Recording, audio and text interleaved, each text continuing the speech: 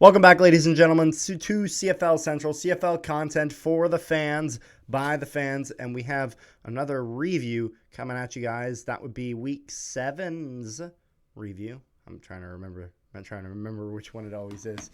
Week 7's review, and we had ourselves an interesting week of football. We had some victories that were expected, some games that were close, some games that were not really describable, and they were there. And so, as in dog doo-doo. yeah, they were hanging around. So we're going to get into our first game of the week, was where the Winnipeg Blue Bombers beat yours truly, beat the Edmonton Elks by a score of 28-14. Now, I will say, I like the way this game concluded. I like that we got double the points the Elks did. The fact that I think we were tied with the Elks going into halftime, I like that less. And actually, we're going into halftime. I'm at the stadium, and I'm just like, I just want the game back on. I don't want to think about anything. And this son of a bitch from Hamilton fucking texts me. And he's like, does this look familiar? And I literally, I sent you a message, Rick. I'm like, Rick, shut the fuck up. I don't want to hear it right now. I'm not doing this shit again. We're not doing this. Also, I have to say, I don't know what it is, but I love you, Bomber fans, but Bomber fans got to do a bit better of a job at parking. I'm going to tell you right now, we were driving in there looking for a spot, and we saw two like giant lifted trucks in the handicap slots. And I have a very strange feeling that those people were not handicapped. They didn't have the tag. And I'm like, can you guess who probably isn't in the handicap spot? And it's these two lifted trucks, like 3 feet off the ground. So, guys, make sure you guys just park in the proper spots. Leave the handicap slots for people with the it's tag. It's funny that you mentioned that, because I got something to discuss about that for next game too. Oh, excellent! Because I don't even think I told you about that, but we'll get there when we get there. And I know you're gonna have a lot to talk about. You always do. So, Bombers win 28-14, and I feel okay with this game, but like, again, it's one of those things where we won by 2 touchdowns. Okay, bare minimum against the Elks, but like I want to just blow up a team. Like, one of these games, I just want to blow up a team and have it not be mine. That's what I want. That's what I want. I want one blowout. Can I ask you something? Yes. Do you guys not know how to play a full 60-minute game? Yeah, no, that's exactly that is exactly the problem. Because the thing is that, like, you could say we had a fine first half because we weren't losing, but we're playing the fucking Elks. That is the bare minimum should be a touchdown up. The bare minimum should be you are winning by a touchdown going into half. The Bombers are struggling playing a full 60. They've played the first 60. They've played the back 60. They've never had a game this year where they have played not the first 60. I mean, the first 30 and the second 30. I'm stupid. It's not 2-hour game. It's not 2 hours of field time. But point is, like, we got to play the entire game. We got to play start to finish, especially since when playoffs come around, if we get ourselves back to the Grey Cup, if that's coming around, you can't win playing half a game. That is not enough. That's not enough. Castillo had an okay game. He missed a field goal for his first missed field goal this year. Missed a convert as well, and I was starting to get a little worried. I was like, no, my boy Castillo, no. But he did fine afterwards, so it was one of those things where it's going to happen occasionally. Let's just hope it doesn't happen in a really, really important game. So I'll put it this way. I'd rather it happen against the Elks. Your guys' run game actually woke up this game. Yeah, no, the run game actually existed this past game, so that was nice. It was non-existent the week prior. We did not get any. I think we got 26 yards the entire game the week prior, so it's nice to not be shit. That's kind of great. And then Kenny Lawler. Kenny Lawler's back in the lineup, and he looks great. Now, I know there's a lot of people saying there was one that he didn't catch. I checked the replay. You're right. He didn't catch it. That definitely hits the ground. Although, here's what I will say. Credit to the Bombers.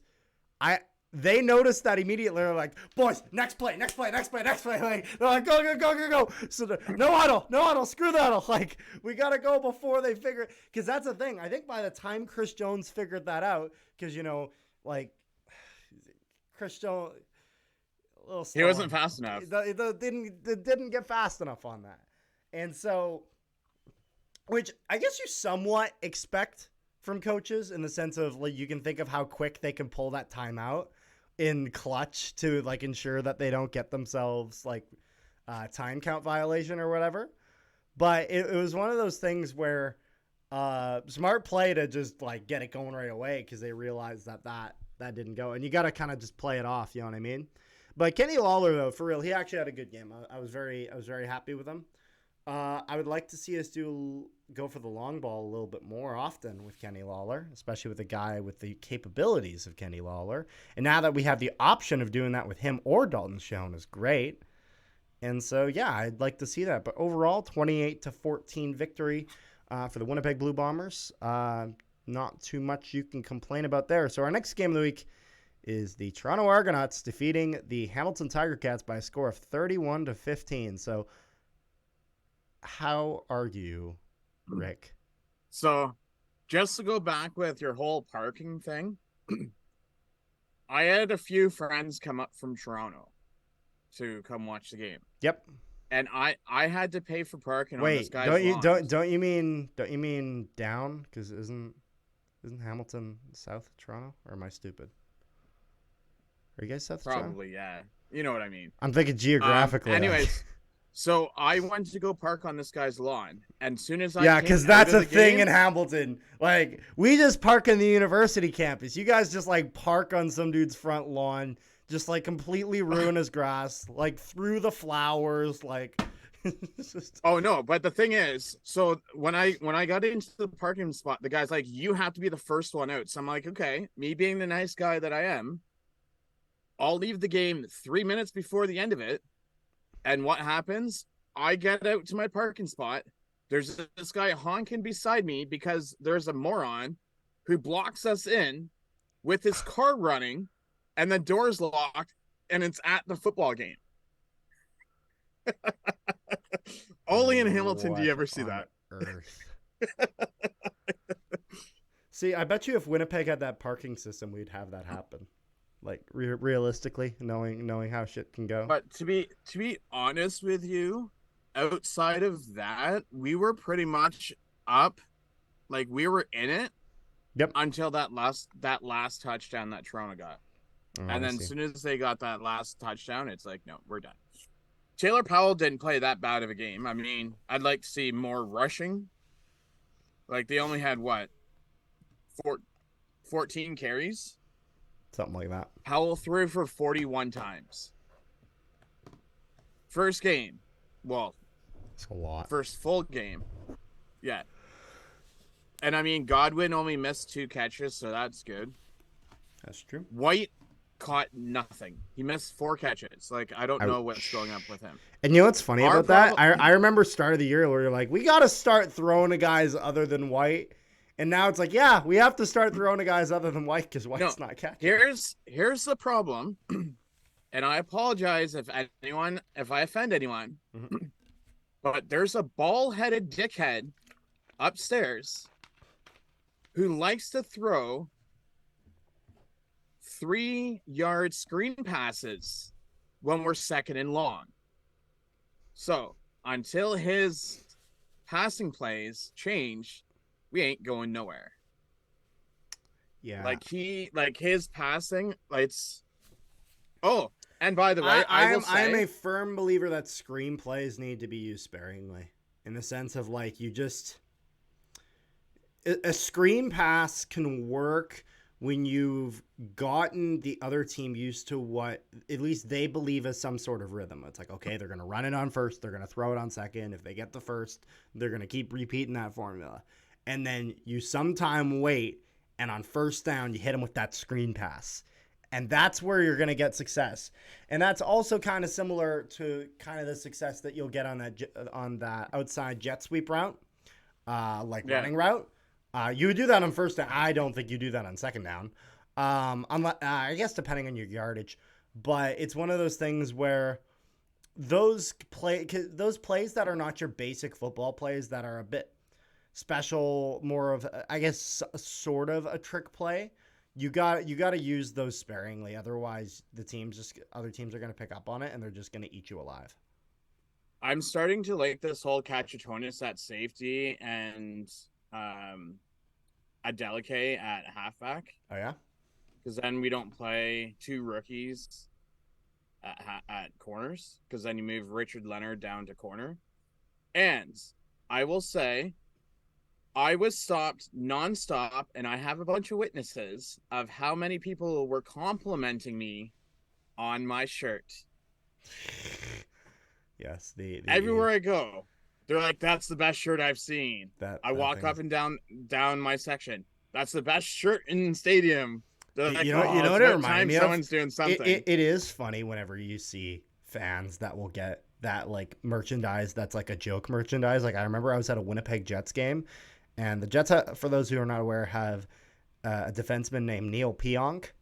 And there was this guy that had a jersey, and on the back, it said Pionky Tonk, like the honky tonk man, but it was Pionk.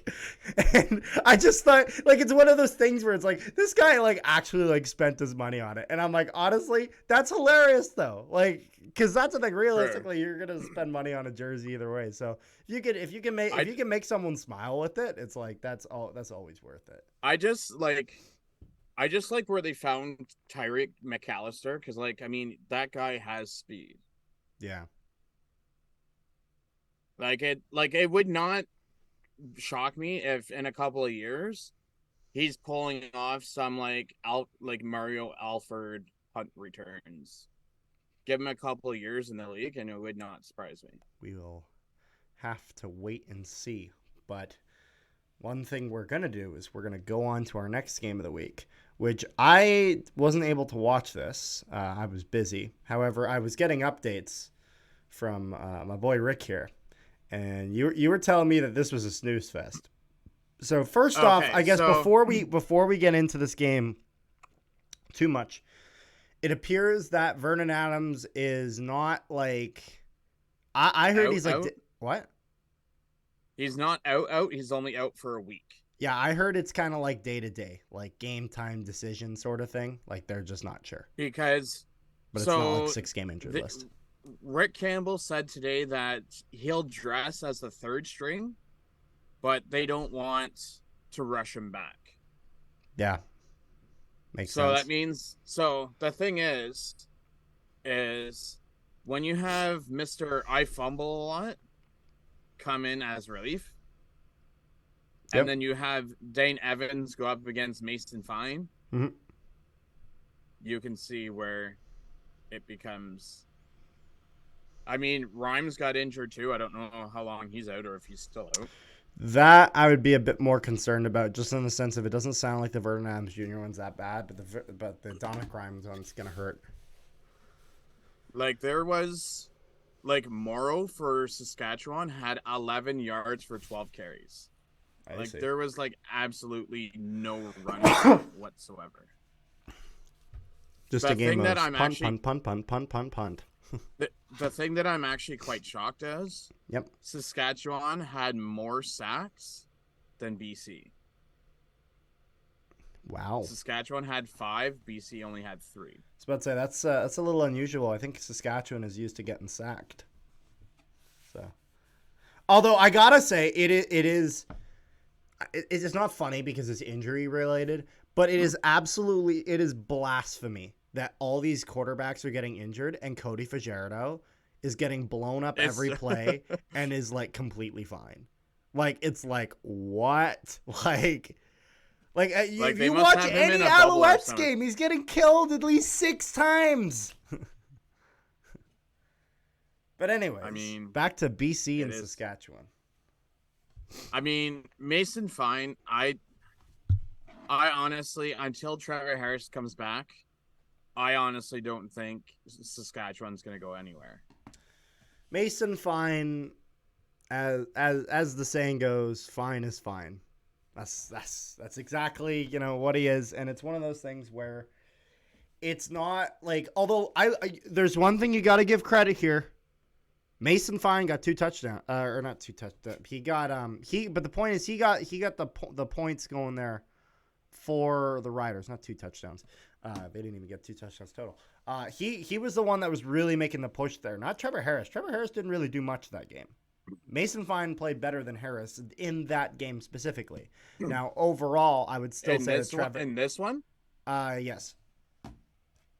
Trevor Harris never played at all this game. Or was it no? Or no, because he was injured. No, I'm stupid. No, but because I remember...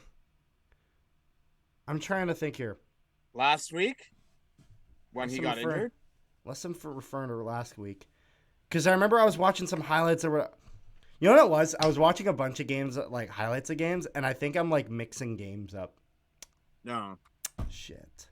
Did they play? Did they play fine that entire game, or did they ever throw Delagala in? So Patterson only went in for one play, and that was it. As well. Yeah. Let me guess, short yardage or something like that, because I've seen them play with short yardage before. No, he only had like one pass for like 6 yards. Okay, I see. So how are we feeling this on the BC side of things? As I think like BC, you're content with this win. I think if you're BC, you hope to win by a bit more, especially against a hurting Saskatchewan team. The thing is with BC's receiving core. Yep. I want it, and I'm not here to put down your Bombers or the Argos or anything like that.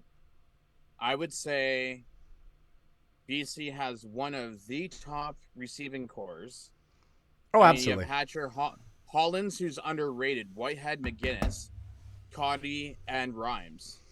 They've been some of the most consistent receiving core, and I will 100% give them that. Even though I truly believe that the Bombers have the number 1 receiving core.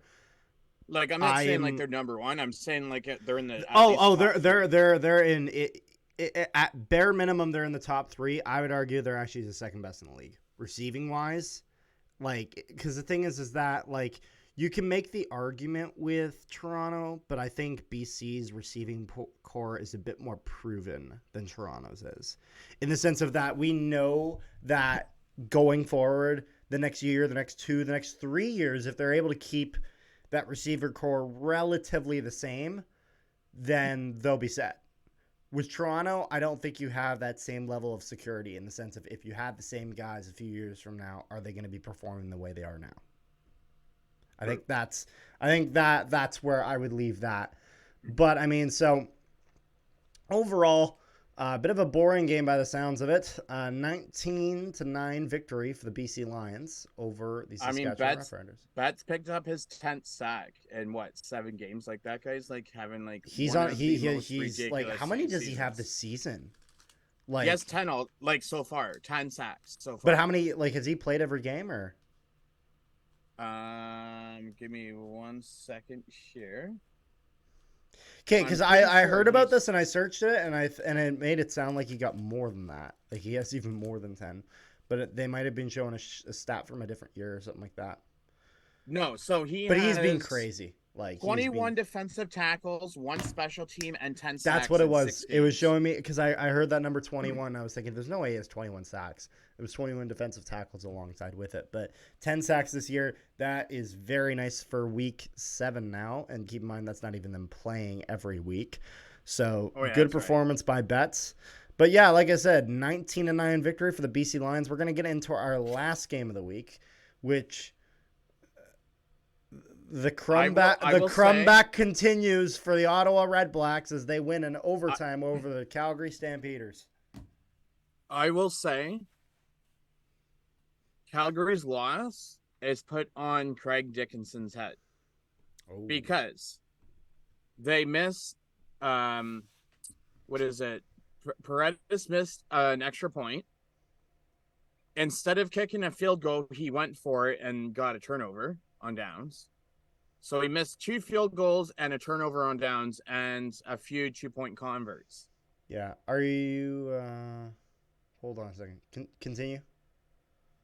So I mean, outside of that, You said the Craig one. Dickinson. Craig Dickinson is Saskatchewan. Oh, sorry, Dave Dickinson is what I meant to say. Yes, you're getting your Dickinsons confused. The one thing that I will say is, Yep. there is no one. If this guy plays like he did the rest of the year, I can see him going as the most out offensive player of the year. And I know Crum? that's gonna no, Or Jake who? Mayer. The guy threw Oh, for Jake Mayer. 450 yards, 4 touchdowns, and 2 interceptions. Almost 500 yards in one game. That is wild, I will say. Although I will say, like, if you're Calgary, though, you're like, you want to close that. Especially after seeing the way that the because the thing is that the Red Blacks, when they beat the Bombers, it was embarrassing as shit. But they seemingly came out of nowhere. The very next week, it's like, all right, we are not taking this team for granted. We need to make sure that we perform from the start. We get it done. And they have the benefit of now Crum's offense, an offense with Crum at the helm. They now have some film of that. You know what I mean? They can see how he performs as a quarterback, how he deals with pressure, where he likes to go in his pocket. These are all things that, D linemen and whatnot are going to look for. It's like if he always drops back and he really dips out of his pocket, like just by going back, it's like, okay, we got to put a lot more pressure to beat this guy wide, or we got to make sure we maybe get another linebacker in there, split that gap, have a guy go straight through. It's one of those things where if he's just going to sit in there, just hit his O-lineman into him. There's a lot of different options you have when you're analyzing the play of a quarterback from a defensive lineman's point of view. I will say, when Crum is the quarterback, he has his go-to receiver. Yep. Which is Nate Bahar. Yes. Because not only once, but twice, do you throw not only the winning touchdown, but the winning 2-point convert to the same guy 2 weeks in a row. Well, you know what they say, if you're I can't remember the exact wording of it, but it's like if you're the first guy who gets fooled, it's like shame on you. If you fool me a second time. Me once. What is it? Shame on you. Shame on you 3 times. No, I just, you know what it was? I never remembered the actual quote. I just remembered the George W. Bush. Shame on you. Fool me once. Shame on you. Fool me twice. You fool me. You can't get fooled again. Once. Shame on you. Shame on you. Shame on me. Fool me once. Shame on you.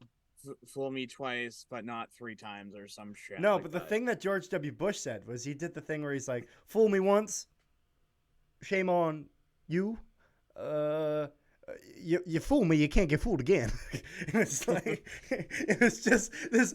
I gotta send you the clip after that. We're getting off topic, but sorry, the George W. Bush. But yeah, no, this is just. I mean, Calgary's defense is starting to come up again, where they're getting like 5 sacks a game because they had 5 sacks last week. Well, and that's good, and we're gonna be making a video soon on another piece that they've added to that. And, I mean, Michelle had 134 yards this past week and 2 touchdowns. For a guy who just came back from the NFL 2 weeks ago, yeah, that is absurd. Well, where did he come back from? I mean, he did go to the NFL for 2 years. I don't know who he played for, but... No, but I mean, if you sniff NFL, you have the potential to really blow stuff up when you come back to the CFL. I will say congrats on Ottawa for actually getting a short yardage quarterback that can actually do something, and Tyrell Pigram. Oh, Pigram. Yeah, Pigram. I don't know why I said Pigram, but no, it's you can. I liked Pigram. But I'm glad to see that he's actually going to be getting some playing time over there in Ottawa. It was the right decision to sign Prukop, though, on the Bomber side of things, I will say. But overall, I think that's pretty much everything that we need this week for this week's review of Week 7 of CFL action. Make sure you guys like, share, and subscribe if you have not already. Let me know what you guys thought of this week's games in the comment section down below. And also make sure you guys add our, I don't know if we'll have a link to it. Probably should do a link to it. You can follow us on Spotify, as these videos are now available on Spotify. You'll be able to check that out there. To our audience on Spotify, hello, how are you today? Not good? Damn, that sucks. Okay, so we're gonna end this video though. So take care, guys. Touchdown!